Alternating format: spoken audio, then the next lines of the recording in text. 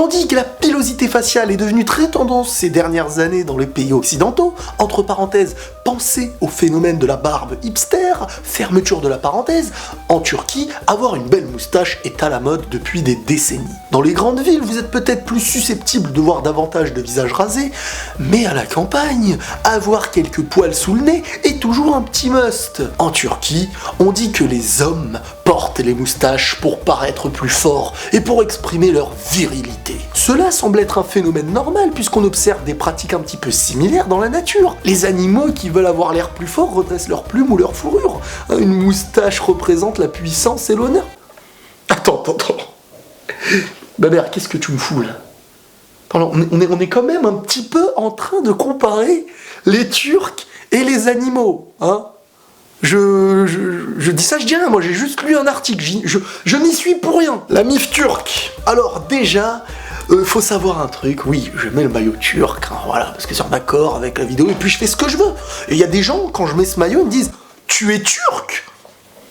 Doucement, calme-toi déjà, construis une discussion avec moi.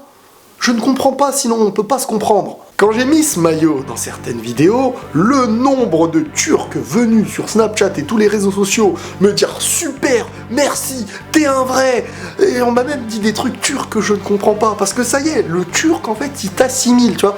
Tu fais partie de chez lui après quand tu mets un maillot turc. Sauf que jusqu'à là on m'a pas donné à manger turc, tu vois.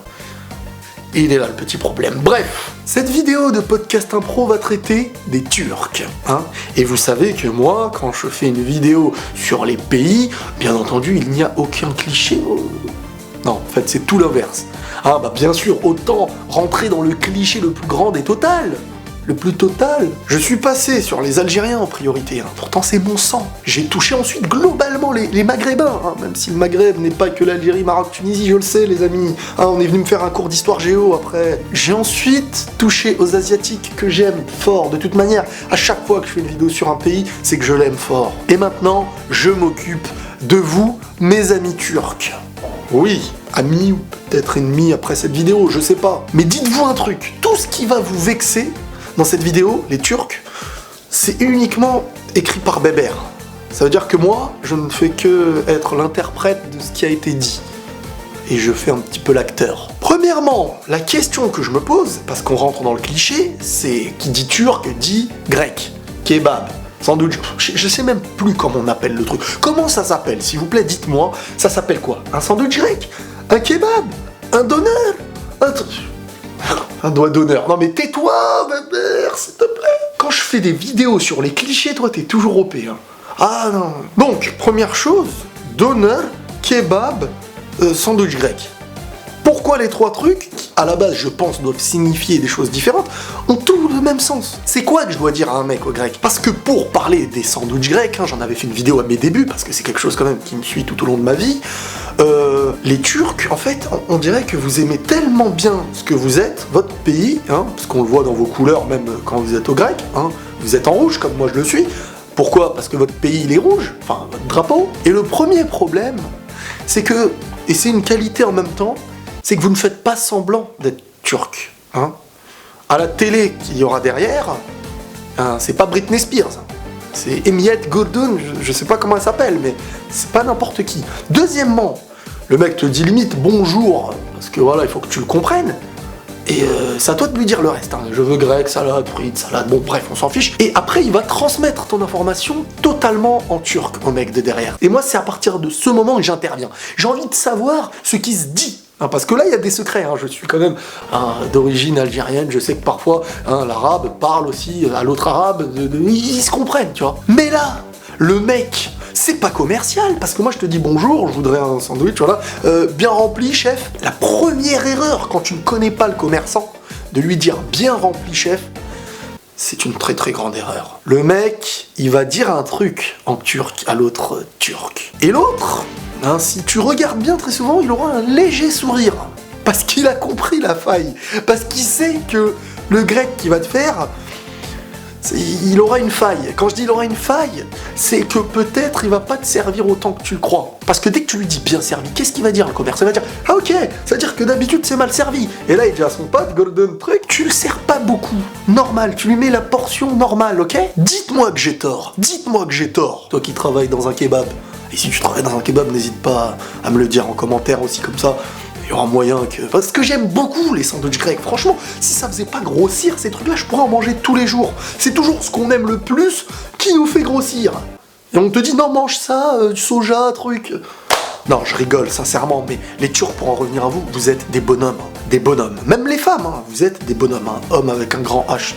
Pas que j'ai de problème avec les féministes, hein, c'est déjà arrivé par le passé. Vous êtes des bonhommes parce que même, il s'est passé certains trucs par le passé. J'entrerai pas dans les détails politiques parce que je n'ai pas envie de rabaisser certains ou de trucs parce que je connais pas vraiment les détails. Moi, j'ai de la paix pour toutes les victimes et je suis contre toutes les personnes qui font naître des victimes. Voilà, tout simplement. Parce que... on voit beaucoup de pays dans le monde qui parlent la fierté, de cela, mais ils n'assument pas derrière les choses. Tandis que le Turc, en lui, déjà, on le voit avec la moustache, il impose déjà le mec, il te regarde dans les yeux, il te dit, et en plus de ça, tu vois, il a une voix... C'est vraiment comme un boss de Final Fantasy, tu vois. Il est très nerveux, voilà où je voulais en venir, il est très nerveux.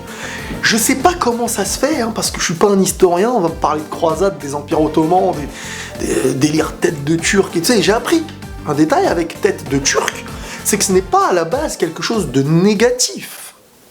Quand t'es turc, quand on disait tête de turc, la signification, que je ne connais pas dans les plus grands détails, mais la finalité de cette signification montrait que le turc était quelqu'un de puissant, donc le vaincre c'était un honneur. Qu'est-ce qu'il y a? C'est des Turcs mes voisins ou quoi là? Être fort comme un Turc, c'est vrai, le Turc est fort. Tu connais ça? Et ben ça c'est turc aussi je pense. Arabe aussi, parce que les nerfs, voilà, c'est ça, c'est là. Non, parce que j'ai pas les mots, il y a trop de trucs à dire. Les nerfs sont turcs. Et arabes aussi. Moi j'ai des amis turcs, et pas que un, il y en a plusieurs, tu peux pas trop aller loin dans l'humour avec eux, parce que tu sais qu'à un moment donné, il y a un truc en lui qu'il n'arrivera plus à contrôler. Tu sais qu'il peut t'en mettre une, et juste après te dire vas-y tranquille, on rentre chez nous. Parce que le gars, j'ai envie de dire, c'est comme dans un circuit le truc, tu vois, tu déclenches quelque chose, tu vois, ça part, tu peux pas contrôler, donc tu t'en manges une, et le problème il viendra de toi, parce que lui il viendra pas t'embêter. C'est vrai, les Turcs n'embêtent pas en premier lieu, très souvent. Le Turc prend mal les choses, il s'énerve, et voilà. Si on devait parler de la langue turque, moi je suis quelqu'un, pour moi toutes les langues sont belles, quand on est habitué à les entendre, tout simplement. Après, bien sûr, il y en a, ça fait plus oriental, l'autre, ça fait plus margarita et tout, mais ça dépend. Et le turc, c'est une langue qui coïncide en fait avec l'individu. Un turc, on dirait, ne parle pas doucement.